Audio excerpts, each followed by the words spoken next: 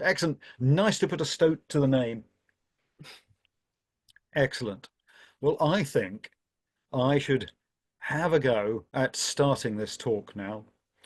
So, suffice it to say, in a moment I will disappear, and the talk is a simple slideshow which will talk through some of the things that we found around Arran, which were nominally new. Some of them probably actually new, and I'll mention that as we go.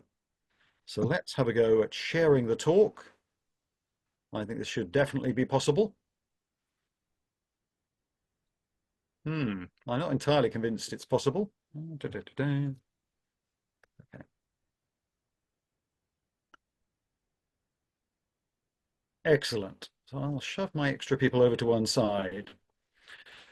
Called Marine Discoveries around Arran, and when I gave this talk on Arran, I had the daunting prospect of giving this talk in front of a couple of the founders of Coast and people who'd done a lot more around Arran than I had. And so I wanted to immediately mitigate and tone down any claims by saying a lot of the things that are nominally discovered around Arran are ones that have probably been seen, but we're talking about formally recorded and made publicly known for posterity. So it's not like I'm discovering hundreds of new species, or even my better counterparts are. It's that we're trying to do our best. Okay, I don't come from Arran. You can probably tell by my thick East Anglian accent that I come from Suffolk, and Dawn and I do most of our diving around the East Anglian coast, which I've dropped in a photo just to sort of break some stereotypes and say this is our Norfolk diving, which is sort of on the chalk reef off the North Norfolk coast, and we dive during the summer. Um, there isn't a winter season. The water is brown like soup during the winter, but during the summer it can actually be very nice. So don't feel too sorry for us. Um, we are known for our crustaceans. So seeing lots of crabs and lobsters is normal for us. And so we always find it cute when other people have the odd crustacean, because we have piles of the things. Because of the winter season we have here on the East Coast, we spend quite a lot of the spring and sometimes the winter traveling about, or maybe autumn and late spring, that's fair, traveling about. And so we're often to be seen beside locks, trying to get a dive in somewhere where the water is more friendly and cooperative than we have at home. So this is us by Loch Crerran with a friend who has a compressor. And friends are the things that we often try to involve in our Seasearch, ones we've made or ones who we're simply trying to exploit because they also have a van, can carry things for us, or are really good at bringing us food. So this is our friend Chris, who is often set off to do the catering. The focus, of course, is Dawn. All hail Dawn, leader of all things recording. And my emphasis is always to keep Dawn happy by finding her new things to look at.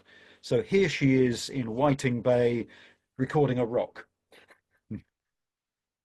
Honestly, she is. And we do stuff on the shore. Anywhere below the high tide line is fair game for a Seasearch survey, but we're much better known for our diving surveys. And although Arran has plenty of mysteries on land, this is Chris in King's Cave, over on the west coast of Arran, and there's wildlife on land. We don't really do birds, but I know this is some form of chicken. That's correct.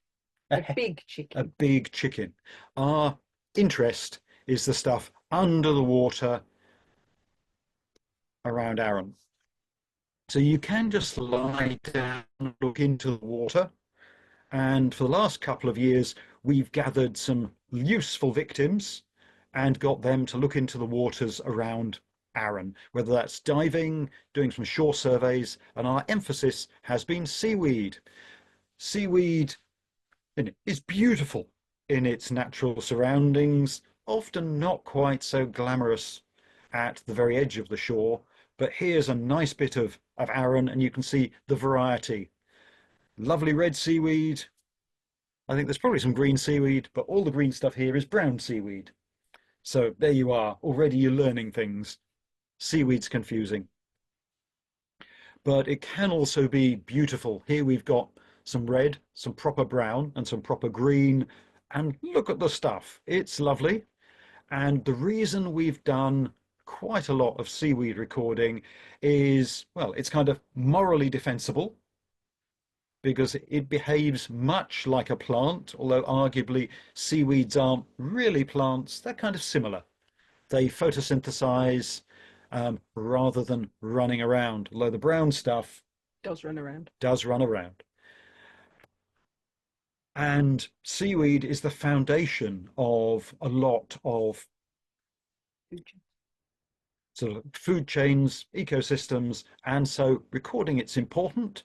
And in recording sort of the presence of seaweed, you can also find some interesting animals. So this looks like a nudibranch, but although it's a slug, it's not a nudibranch. This is a sapsucker, and a new animal recorded on Arran, I think probably start of 23. It's a vegetarian, and real nudibranchs are all carnivorous. We also see animals that use algae, seaweeds for decoration. So this is a tiny spider crab, a species of Pisa crab, and to be honest, rather hard to tell which species it is because he's pretty well covered in tiny red and brown algae. So it's really important stuff. And Seasearch doesn't just record algae, it's just often, if you're doing a survey, it's good to have an angle, something you're emphasizing. And if you're bringing expertise, you emphasize the expertise you're bringing along. The seaweed around Arran is interesting and very diverse. This, for example, is down on the plain between Kildonnan and Pladda. And this was an area where, oddly, we'd seen, I mean, big red rags. The stuff in the middle is a seaweed called red rags. It's leathery and tough. And when we normally see it, it's quite small. But here, it was almost like little bushes, little hardy perennials. So a size we'd never seen before. So that was certainly a novelty in diving in Arran. And the other thing we saw in this area was medallion merle. Merle will crop up multiply in this talk as an important, not only a kind of seaweed, so imagine that, a seaweed that looks like twiglets, but also as a habitat.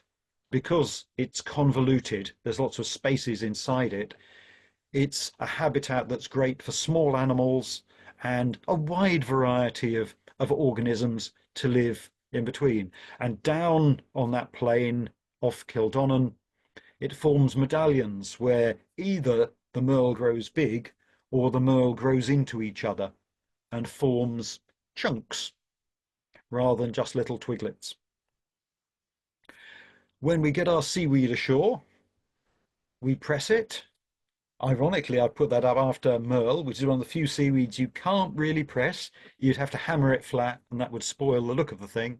But seaweed in general can be pressed, and a seaweed pressing very simply makes a museum quality biological recording, which can be an archive for decades, if not centuries. So that's Claire working away during one of our survey trips. And here's a fresh pressing. It's not been flattened. And this is the kind of thing we'd do. And you can see very easily, you say where you got it, what you think it is. You give a recorder name, and here we've credited Lynn as being an authority that's confirmed it. So that's rather a nice example. And when pressed, either this can be purely a biological sample, or you can do very lovely decorative things. I had a very nice lady from one of the schools on Arran, I think Lamlash, asking about how difficult it was. And it was really easy to explain in about a minute how you press seaweed. So early last year, we held a Seasearch observer course down by the Arran Outdoor Centre. And here we are on the slipway, gathering some unlikely looking candidates to send them into the water to look for stuff. You don't have to be super deep to find stuff.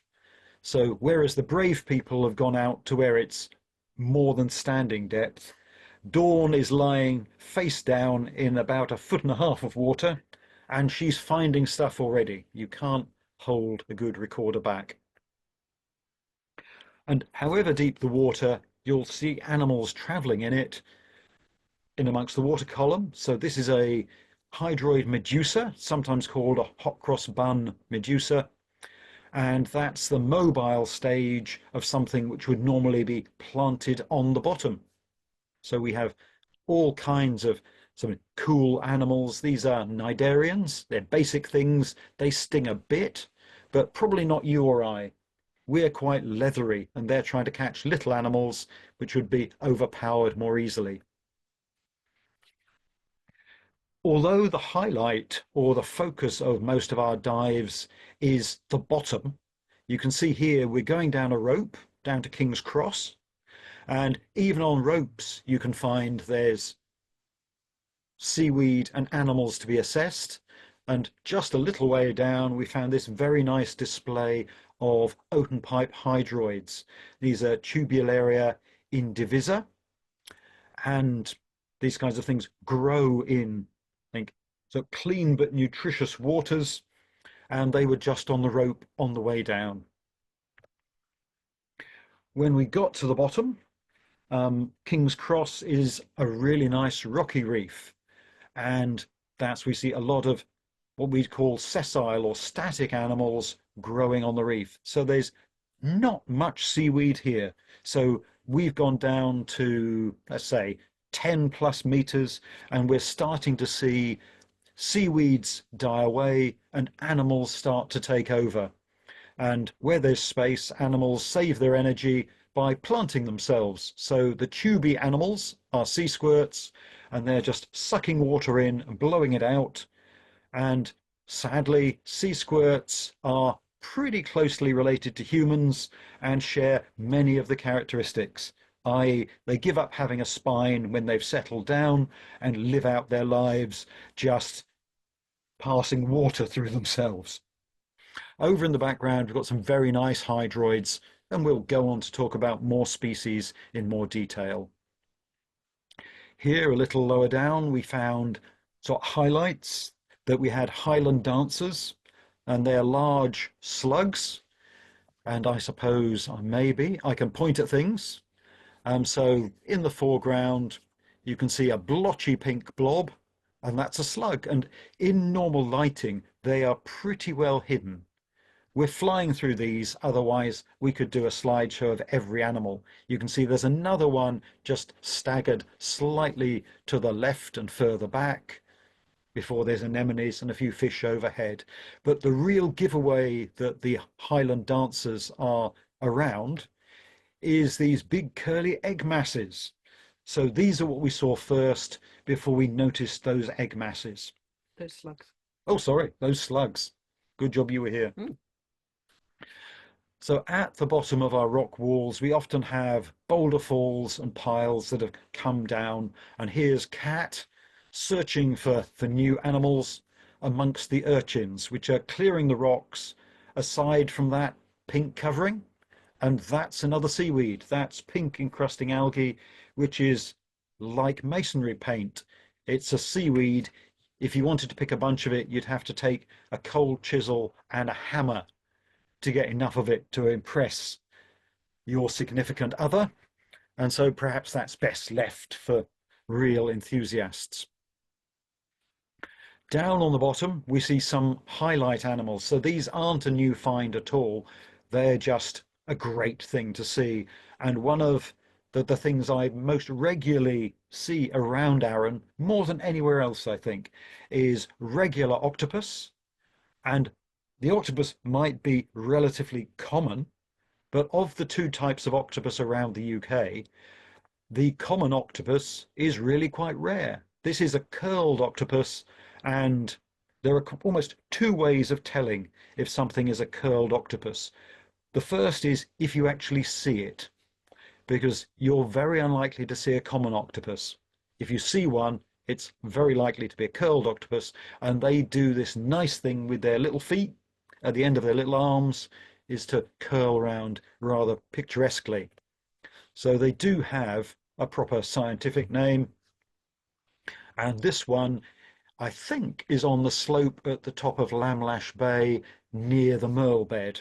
So we can see some Merle behind it, and that's a mix of live and dead Merle. And so live Merle is bright pink, dead Merle isn't. So if you're looking for Merle, what you'll see is it doesn't grow healthily everywhere. It's easily upset, but many of Scotland's white beaches are made up of powdered Merle. So it's a contributor to habitats, whether it's alive or dead. So here we have a nice patch of mostly live Merle. That's probably about 40% live Merle, few stones. And that's typical not medallion Merle. We can see it's got white points on it. Those are growing points. If the center were white, then it would be dead, sadly. A thing we saw a load of early last year was the nodding hydroid. I talked about the hydroid medusa we saw flying past. This is the static phase of a hydroid's life, where this thing, and I've got this on a laptop, and it's about 10 to 12 centimeters high, and that's probably about double life size. So it's a big hydroid. They're often smaller, and you can see, or perhaps you can clearly see, it's related to things like corals and anemones in that it has a polyp on the end. So if our seas are fished out to the point where we don't have cod to eat, and as people have said, well, then the jellyfish are going to thrive, then you might have jellyfish for main course and perhaps a nodding hydroid as a lollipop if you're lucky afterwards. That would make a trip to the dentist even more special. Here's one of Dawn's nice pictures of it close up, so Corymorpha nutans, and you can see its sticky little arms, and those are trying to catch the little specks in the water, which I think us sort of amateur scientists would call crud. Crud can be nutritious, and the animal will catch it and make what it can of it. It's a very low energy way to get food, so it's not going to need a massive amount. But the way tides work, it will have a steady stream of material to pick over, so it doesn't have to run about. Something which doesn't really run about but scoots along on the seabed is a spoonworm. I think it's called a spoon because of the way the ends of the forks curve. And so we can see a nice spoon-ended fork, and over on the right-hand side, I think you can just about see that end curling over. When these are slow, you see them like this. They're a big green feeding tentacle, tongue out of a worm, which lives down a hole. And when they're feeling lively and startled, they will retract at speed across the ground, pretty much faster than walking pace, probably a light jogging pace across the seabed, and they'll retract this meter-long tongue rapidly across the seabed, across the sediment. So they need sediment to live in, and this is their feeding mechanism, but it's valuable to them. So when startled, they'll pull it back in double quick. Another thing that lives down in the sediment is cucumbers. I'm not a fan of terrestrial cucumbers at all. I don't see they have any point, and I won't hear a single word said in favor of cucumbers. But underwater, it's completely different. The cucumbers are related to urchins and starfish, and so they share what's called rotational symmetry. You can see there's a ring with arms on, And you can imagine if we spun this sort of frilly pencil around, you wouldn't be able to tell where it had started. All its arms are pretty much the same, but this is reaching out of the sediment and working off or working the water with some feeding arms. So leptosynapta inherens. Dawn has nodded, that must be acceptable. And closer up, you can see it can independently move those little arms, grab crud or other material, non-crud, and then drop it into its mouth, which you can just about see in the middle. Got a cute, kissy little mouth in there. In amongst the merle and the other sediment, we see a lot of hermit crabs. And so this is a rather hairy hermit crab, Pagarus cuanensis, and it's living in a sponge, a Subarites sponge, and you can see the coordination between the name Pagarus of the hermit crab and Pagurum of the sponge suggests this is a species known for that association. And often you'll find if you're trying to identify something, if it's a close associate, then you're going to get a hint. And even the weird science names will have some recognition of that. And here he is. He's come out a bit more, and I think he's a cuanensis, probably most obviously because of the hairy legs and the dotted or striped bands on his antennae. Dawn has nodded. That must be true. Narrows it down. It certainly does. A specialism of Arran is the monkey puzzle bryozoan.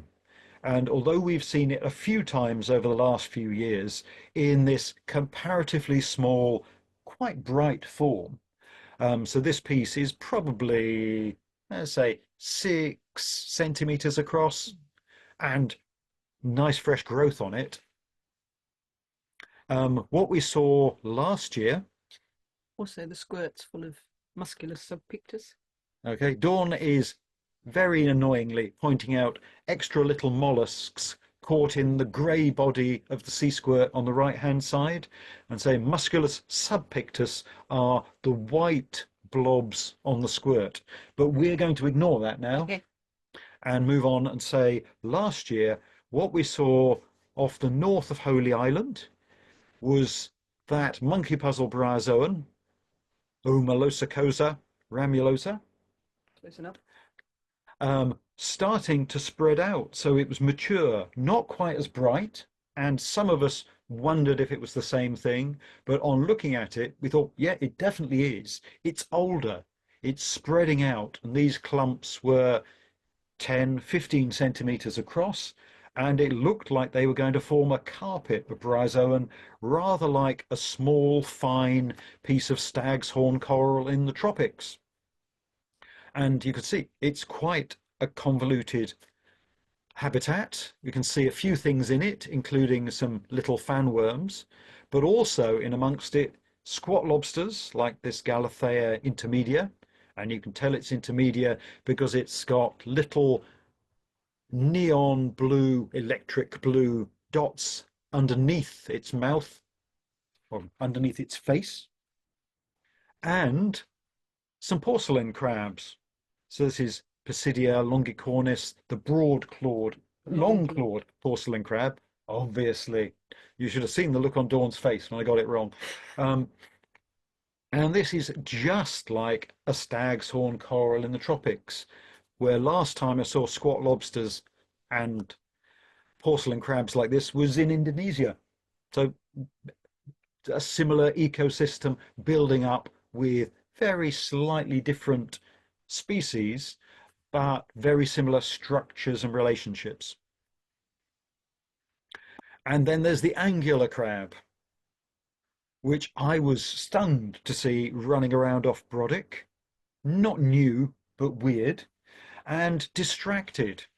So this is Goniplex rhomboides, and oh, I thought I had a face shot. Distracted to the point where you could actually take pictures of it. Normally, they just run like hell away. Around the little stuff, we have had some lovely slugs. This is a Eubrancus tricolor, and a lot of the slugs don't have common names. And I think that's partially because, well, not many people see them, so not a lot of need for common names, and partially because nudibranch people are terribly cliquey and like to think they're special. And so being able to say Eubrancus tricolor makes us feel like we're special. Dawn, do you think I'm special? I think you're so special. Thank you, Dawn, for that endorsement. Out of the soft sediment, so around in places like Brodick, we saw slender sea pens. I think I hadn't seen them before last year around Arran. There were lots around Lorenzo, weren't there? Oh, yes. And those show that the seabed is soft and that it hasn't been disturbed for a while. These aren't the rarer, larger types of sea pens. These are small ones, but it's an encouraging sign. And the reason we can tell these are in a soft seabed is they retract like an old style car aerial. So they have to have enough space under the surface for them to disappear into.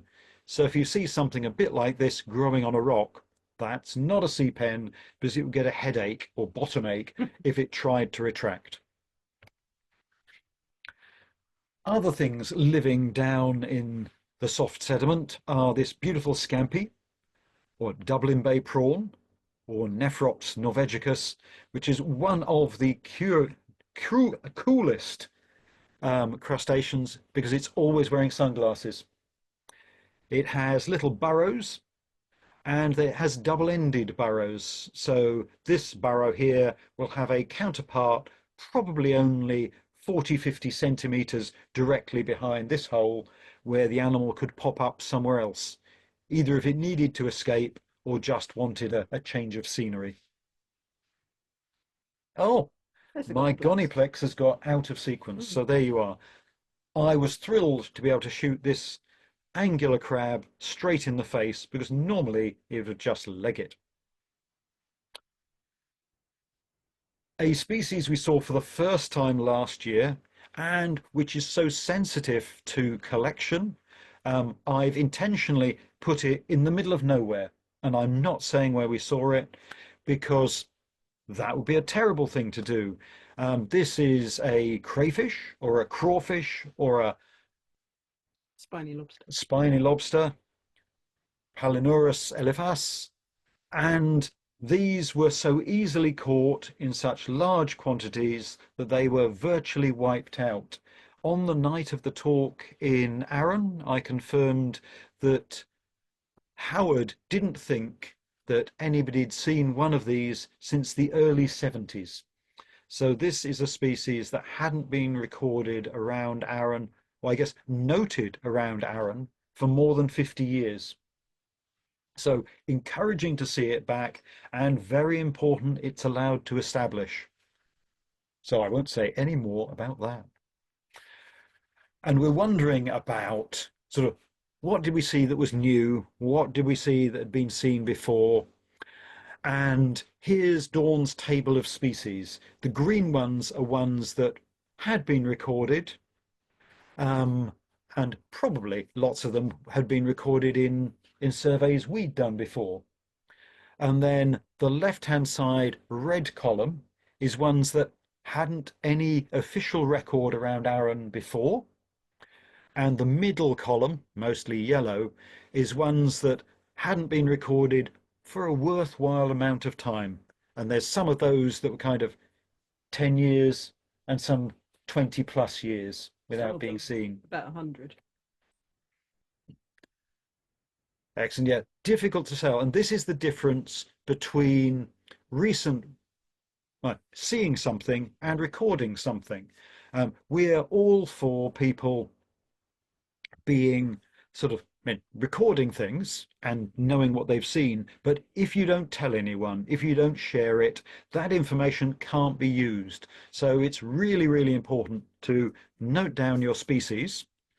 And that way people know they're there. We'll know if they're increasing or decreasing, whether they're threatened or thriving, or whether they're evil and invasive. always worth knowing. So you can see we've been through our species in great detail, and there were 81 that had never been officially recorded on Arran before, 85 that I think hadn't been recorded for around 25 years, and 14 that had been recorded more than 25 years ago. More than 25 years ago. Sorry if that was confusing. And on to the new stuff. Amazingly, there's fairly mundane but pretty stuff like this Bryopsis plumosa seaweed that hadn't been recorded. It's not rare, it's not particularly hard to find, it just didn't exist as a record before. So it's part of the picture of the wildlife of Arran which wasn't complete. And Bryopsis is notable for each stipe or frond being a single cell. So it's like a balloon animal. You imagine you could sort of buy these in a newspaper shop for parties, and you'd blow them up and you'd get one of these lovely little feathery leaves. And that's all one contiguous piece of tissue, one contiguous instance of Bryopsis. I think we saw Placida dendritica before, and here he is mucking around This is off Hermea. Lacranza. Oh, Hermea bifida, sorry. Good job Dawn was here, which you can tell by the growths on the end of the tubercles on the back, or carata. There it is, flying through the water. This is one that came spinning past, probably wafted by a fin, maybe wafted by a fish, maybe just deciding it was bored with where it was and letting itself travel off. They do that. They're not very fast, so if they need to travel and they think the current will help them, they can just let go and fly free. So that's sort of face up at the top, a couple of sort of rhinophore sense organs, and then all those carata with probably digestive tracts running up them across its back in reddish. Another rare slug we saw was this Antiopella, not, I mean, not known properly or described properly, so still known as species A.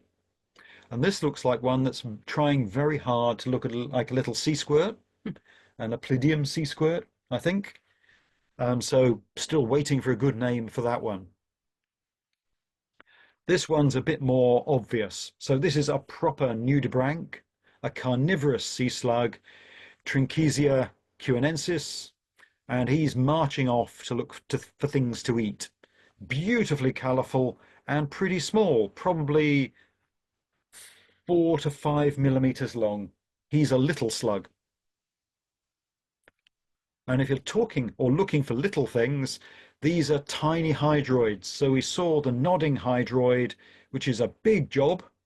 These are tiny. These are living in a worm tube. So the thing you can see, which is sort of circular, is a papery worm tube from probably a parchment worm. And these little hydroid heads are probably of the order of 2 millimeters or less long, around a 8 to 10 millimeter round worm tube. So you can have a productive time even looking down worm tube holes in the mush. Worms underwater are a completely different deal to worms on the surface. And one of the kind of the most attractive genres of worm are fan worms. And I think we'd seen this before, but we'd put it in with everyday fan worms. There's a Sabella pavonina, a normal fan worm, and this is Sabella spallanzi, which is more of a Mediterranean species. It's got an extra whorl of feeding tentacles up at the top, and is that bit bigger and more colourful. So we were surprised to realise we'd overlooked this probably for a couple of years. As well as fan worms, there are plain wacky worms. This is a variety, not actually the football jersey worm, because this is more intricately marked. This is much more like a tape measure worm. And because it's got the twist, you can see how it's differently marked on what its mother would probably call its top and its bottom, but it probably doesn't bother too much about. So it's got these nice regular markings that mark out this species, and it's got a wonderful name, Tubulanus superbum. Is that how it's said? Yes, dear. Maybe superbum. I think they meant superbum and wouldn't have wanted that contracted. And here is that superbum consuming one of our other beautiful fanworms. And you see, it's not got much of a face, but this is what it does with it. It's caught another worm and it's cramming it down. And there's the one it's trying to eat, Brachyoma bombyx, a finer, lower lying fanworm, which retracts very quickly when disturbed into the sediment. So sediment's well worth a look, and you have to chase a lot of worms before you get one to stay still so you can take a nice picture. Whereas the Sabella was slow, although it will retract, the Brachyoma is very fast. They move almost in the blink of an eye. So you kind of creep towards them, taking what I call safety photos, because if you hold out for the perfect shot, you'll probably find it's gone before you get there. Down amongst the other weirdness, a thing Dawn does is to look under stones. And here she's found a little Xanthohydrophilus crab, and we wouldn't really been able to ID this were it not so young. Because it's so young, it has this white arc across the front of its carapace, sort of over its eyes, and it makes it look a little bit like a scallop. It's not a scallop, but once it matures, it would lose that stripe and it would be harder to tell what it was because it looks quite a lot like a hairy crab or maybe a chunky but colourful little juvenile edible crab. Though this has sort of caramel coloured claws, and an edible crab would have dark claws. The black stuff in the background is Dawn's glove. So this is a very small crab, probably less than a centimetre across. This was new for Arran, but is an under-recorded fish that will have been here before. It's not like it turned up to meet us. So this is Micronephries liliborgi, and this is a very small sea scorpion. The long and short spined sea scorpions are comparatively common and comparatively large.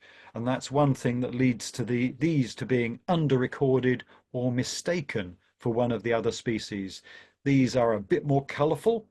They tend to have a red blotch on the head. In the males. In the males. Thank you, Dawn. And sort of dotted sort of spines or stubs or studded fin scales down the side.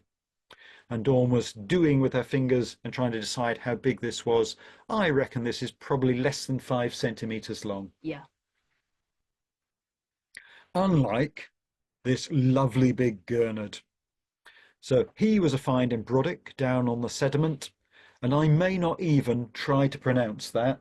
I think I will try to pronounce that. I say Cheliodonychthus Oh my God. lastovica. A big red fish, you think hard to miss. But there are other gurnards which are probably earlier in the book, so maybe people have seen these before, but this is a decent size, probably 15 to 20 centimeters long, nice and bright, big steep face, and the giveaway for a gurnard is the specialized fin fingers off the front of the pectoral fins, which it uses for dibbling in the sediment. I think as much as anything, sensing things in the sediment which it will dive on and try to eat.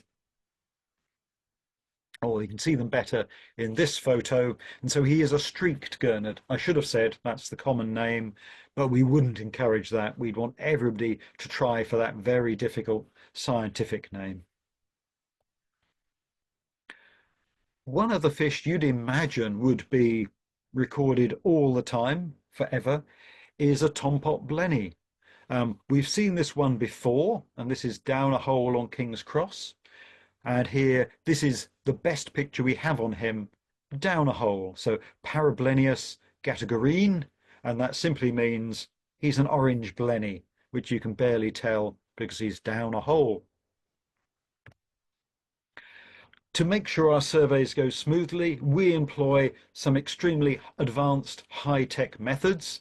This is not artificial intelligence, but canine intelligence. And we're using this dog to keep those divers in the water until they've recorded an adequate number of species. And hopefully you're pleased with the numbers we found around Arran. Dawn and Claire worked very hard, looking very closely at things to ensure that they are properly identified and recorded, and they were delighted whenever they found something new which they thought would be pleasing for others. So this is Dawn in her natural habitat, needing to dive, and much of the credit for all the species goes to her and Lynn Baldock, as well as Will and Emily, who added massively to the number of species we recorded last year around Arran. And because we were so good and tried so hard, we're planning to do another survey in June and may even get to do some more work. Well, it's fun for us, but it seems like work for other people in September. So thank you, Dawn, for all your hard work. And thank you to the wildlife of Arran, which was mostly cooperative.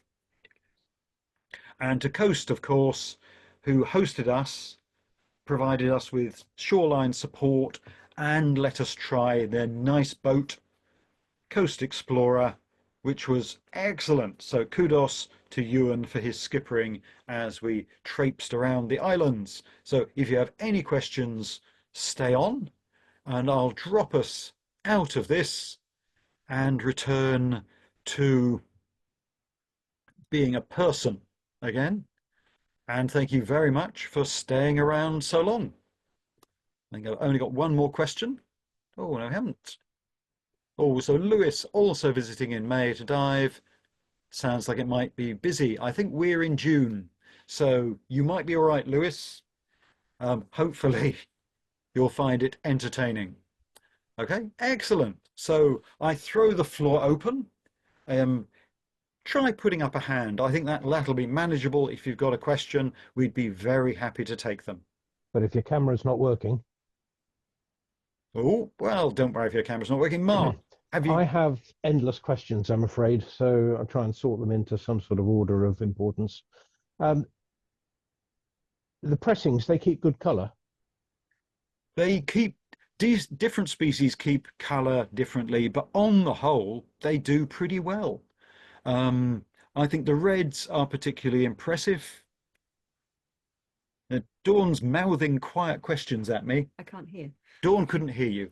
Mark asked, do the seaweed pressings keep their colour well? Yes, everything except Bryopsis, which squirts all its guts out when you press it and just goes transparent. Yeah, Okay, some of the very thanks. delicate ones that are basically bags of goo, when you flatten them or dry them, they lose their goo and they tend to lose their colour. But some of the red ones particularly press beautifully. And so whether you're doing purely biological species or you just want to impress people back home with some crafty artwork from Arran, you can do something that lasts pretty well. The important thing with seaweeds is to dry them properly, otherwise you can just have a fine collection of mold quite quickly. So Thank you. have I a think go. Michael's got his mic unmuted, so he's probably a Oh, question. Michael does look as though he's itching for a question. Michael, what do you have to ask? Okay, so you found lots of things. What are the important things that you didn't find that have just disappeared? Oh, Ah, the Rumsfeld question. What were the unknown unknowns that we didn't know we wanted to find? That's a good question. I think it's an unknowable. Let me turn this so we have Let's know. fuller dawn. There she is. Um, what would we have liked to have found? I suppose you could dream of finding more and bigger sea pens, and as the seabed remains undisturbed, perhaps you'll find those.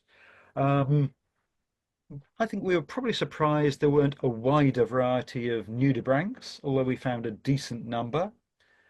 Um, honestly, I think, oh, I've disappeared.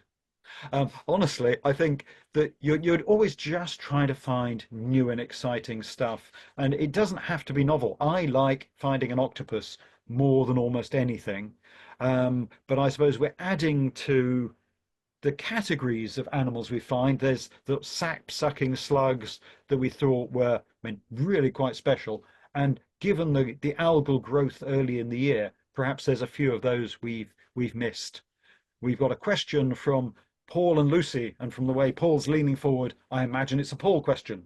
There was a comment actually about things you didn't find, because we could probably generate a species list of fish that have been recorded here, because there were big angling competitions which finally petered out because nobody was catching anything. Surprise, surprise. So we could probably do that. And there's quite a lot of fish that I don't think have been recorded in recent years, but it'd be good to have a look for some of those. So Yeah. to answer the question, I think that's probably one of the things you don't see is so many diverse species of fish. Yeah, I was thinking that they seem down on previous years, if anything, even since we've been going. Yeah, and it's difficult to say. Sort of mobile species can simply move off and all be hiding round the corner. And I think previously we've seen lots of juvenile whiting And juvenile cod. and juvenile cod, and I don't think we saw any really of those last year. Hardly any. So yeah, fish would be a thing we'd expect or hope to see more of. Good question. Any question? Oh, John, no, that's my hand. I I put my cursor, which is a hand, on top of John L, and it looked like he had a question. Anyway, any further questions? Yeah, I mean, I've got loads if nobody else has going to speak. Okay, Mark, fire away. Okay. The sea squirt that had the snails living within, is that a consensual relationship? No. No, the bivalves invade the tissue of the squirt. The squirt can't fight them off and gains nothing from it. Yeah, but I suppose, yeah, it's all down to the mollusk having an easy life and living within the protection. And I mean, it's not open to the inside of the squirt, is it? No. It's actually within It's within the body the wall. leathery tunica. Yeah. So Oh, really? it's actually parasitizing the flesh and feeding via the squirt. Yeah, but it opens to the outside, so it puts a siphon out. So Ah. it's not feeding from the squirt, but it must be unpleasant to have a thing growing in your tissues and gradually forcing them apart. Well, I suppose the body of the squirt is largely that sort of leathery protective tunic, isn't it? So it might even find that accreting some mollusks is extra protection, makes it harder to chew. They're already pretty hard. So okay, so the mollusk's just getting protection. Yeah. Not getting food. No, Ah, well. it's not eating its body. Oh, that'd be horrible. Okay, and unproductive. And unproductive. Okay, if we're not getting hands up and you're encouraged to put your hands up, Mark, what's your next question? Okay, there's the spoonworm tentacles or feeding apparatus. How long are they? What's the Very scale on that? A couple of meters? Yeah, Well, I okay. think I said in the talk about a meter, and that would be the kind of average. We've seen some very long ones in Sunar, Yeah, I was particularly. thinking they were very long. Yeah, where it's still and they're clearly very comfortable, they stretch over the seabed at least a couple of meters. So And I've never seen any of Purple those. They're Jersey ones, fantastic. they can be 4 or 5 meters long. Yeah, I mean they can go on and just sort of stretch out over the seabed and take a long while to phone back. So, Mark, what did you say? No, I've seen very long worms, but I've never seen that particular species or genus. Absolutely fantastic. Yeah, I mean, Um, I think. Sorry, I was going to say it's funny, isn't it? I mean, you can think a worm is very mundane, and then you can become excited by how sort of big and impressive a worm is, and think, what has my life become? Okay. I live with a marine biologist PhD, so I'm well aware of worms. Yeah, I mean, they're dead good. I mean, they're really varied compared to. I mean, terrestrial worms. I suppose we're saying we only think of garden worms. We're not thinking of all the clever worms that live inside people and things, Ah, which I mean we don't get to see much of. good. Yeah, and probably with good reason. Except when the cat comes and throws them. Yeah, except when the cat grows. I mean, of all the videos I have online, the cat's tapeworm videos or threadworm videos, Roundworms. roundworm videos, way more popular than everything else for some particular reason. And equivalent to a Rickroll, I think, to get to see Pumpkin's little friends. Excellent. Nice. In lieu of another hand, Mark, what's your Um, next question? Next question. You said the Gonoplex crab was remarkably happy to be photographed. Hmm. Is that possibly because it was unwell? It didn't seem unwell. It did get up and skitter off afterwards, didn't it? Well, I Did it? mean, Okay. I mean, it's always possible that it's unwell or that it's, I mean, simply eaten or a bit thick. I mean, we don't generally profile animals for intelligence, but I mean, sometimes animals reach a size where they're unconcerned. It was a large goniplex. They're in an atmosphere or ecosystem that they don't want to leave, or they're simply in they lack experience, and you appear in the situation more like furniture or scenery.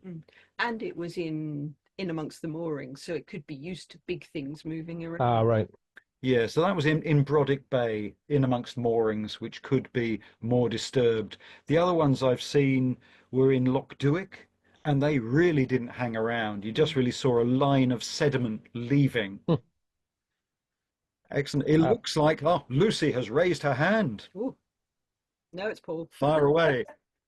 She's stuck with cat on her knees. She can't reach. Cat's on the loom. I can't actually reach the computer to unmute it. I just wanted you, because you've done quite extensive surveys with the seaweeds now. Do you think there's still sort of quite a lot to find in the seaweed resource around Arran, or do you feel, you've actually managed to capture the vast majority of it? What's your feeling on that? I think we've got most of them, but I think what we probably need to do is the kind of surveys we did in October in May, because there were a lot more species in May, but we didn't do the deeper stuff then. So I think there's still quite a wodge of stuff that we've not managed to overlap with. Yeah, I think we're kind of you're into the mechanism of diminishing returns. Having done a good survey and followed it up with a good survey, you're not going to find, I guess, I mean, Thousands. we wouldn't find double the numbers again, but if you brought in more expertise, you would find more in niches and you'd fill in those more difficult ones. But as Dawn said, there's the seasonal variation, which is hard to cover on single widely spaced trips. So there's always potential and there will be arrivals and absences. But yeah, I think the bulk of the species are recorded because, I mean, in comparison, I mean, how many new algal species would you find a year in Norfolk? Oh, probably only about 3 or 4 a year now. Yeah, so I mean, after a good couple of decades of recording, nearly, Jeez. yeah, yeah, things are beginning to slow down. So there's stuff you missed. I mean, I did a talk yesterday to a lovely group of of people in North Norfolk, and I was saying that, I mean, one of our algal species we only recorded 5 years after we had a nice picture of a crab with it very clearly all over its legs, and we didn't realize that that was something we should have recorded as algae, we were so impressed by its disguise. It was years later we realized that actually we hadn't been recording that algae. So these things creep up on you. Excellent. Michael, you look as though you are filled with curiosity. I've all, having seen some of the algae, there's quite a number of them that are that have just been introduced from abroad. And what effect is that having on the other algae and other animals around? I think that the threat of invasive species is always very difficult to kind of quantify, because I think things have always kind of appeared and disappeared, and the idea of invasive animals is odd for the most part in that they'll always travel about. Humans have introduced these really powerful mechanisms for getting species from A to B, where B is really far, far away. And so those can be more of a complex threat. I think often they'll just drop into a niche and they won't displace anything. They'll just sort of complement things and maybe not be as precisely suited, and they can be much more ephemeral than a native species. And sometimes they'll turn up and stomp all over a whole broad range of species because suddenly they haven't brought their predator with them, and they are a powerful disruptive element. Have we seen anything on Arran that fits that kind of category? Can't think of anything that's arrived on Arran, but I'm thinking of sargassum making its way round the coast. And in some places that just wipes out everything, doesn't it? Because it shades all the other species out. Yeah, big, fast-growing species can do that. So some of the seaweeds like sargassum, they're a species which sort of float up into the water column and blanket out low-lying species. And so it's hard for other species to compete. They're very, very effective.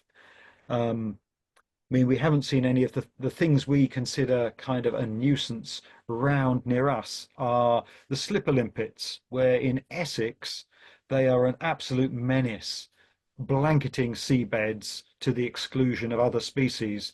But up in Norfolk, they don't seem able to get a foothold for some reason, perhaps sort of larger numbers of crustaceans or just some kind of temperature cycling. And they're not necessarily a bad thing in Essex. They will blanket things out, but in other places they make hard ground for other things to grow on where normally there'd be nothing because it's too mobile. Yeah, we've seen banks form, like banks form of merle off Kildonan. We've seen banks of slipper limpets forming raised reeflets on, I mean, what is otherwise just a muddy seabed. So, And it's mobile, so nothing takes normally.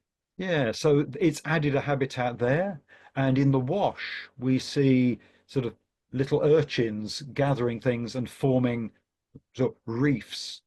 So, I mean, a reef building species is a net benefit. Whether it's a natural benefit is always difficult to evaluate. Excellent question. Mark, do you have any more? Well, I've got a whole list of things, but you probably don't want to be bothered by them particularly. Most of them, I've realized the ones left here are things for me to look at by myself later on and find out. But I do want to know a couple of things. One is the term dibbling, as in the sediment, a proper scientific term? It's right You up can there take with that as seriously as you like. Yeah. Yeah, I think you find that, I mean, things need words, and sometimes you need a word. So whether it's feeling, investigating, or dibbling, I like dibbling. yeah, you find out what describes what the gurnard actually does. So it's feeling into the substrate with its sort of its specialist fins. it almost taps, doesn't it, with individual fingers? Yeah, so I think, I mean, dibbling kind of suggests a kind of interested but sort of speculative dibber action into the water. It sounds, I think Joanne's just gone. I'm sorry if the word dibbling has driven you away, but I was thinking that, I mean, recently you notice the word chittering turning up all over the place Everywhere. for describing what, aliens or insects do. And so I think that's something suggesting a chitinous clacking going on. And yeah, Yes, they're sort of yeah, onomatopoeia, can't they? Even though they're it's that kind of thing. So I think harmless to include a new word if it adds, and sometimes it's a challenge to people to say, yeah, I mean, does that describe it for you, or can you think of a better word? And there's always an opportunity to supersede dibbling, I think. I mean, we're very keen on the word crud, yeah. DU stuff, because you're saying, well, what is going past? People say, oh, nutrient particles. And you think, well, that's a very, very roundabout way of saying, I don't know what it is, but somebody's eating it and getting something out of it. So nutritious crud is quicker, easier, and more accessible. And the way we talk about nudibranchs is often a kind of highfalutin talk of sort of scientific names because they don't have many common names, and that the nudibranchs are a good vehicle for getting people to be interested in the validity and the use of scientific names. But sometimes you want to be able to say edible crab or scampi, so you've got a shorthand you can engage people with. So I think fun words like dibbling, chittering, tubicles, karata, it's all part of sort of making sort of marine recording accessible. I think we are pretty much done. Hi from Saltburn. That's from John L. We are heading up in May as well, looking for tips. Excellent. Paul Warren coming in May, hopefully to do a bit of diving. I think perhaps, oh, yeah, perhaps we'll end the recording there.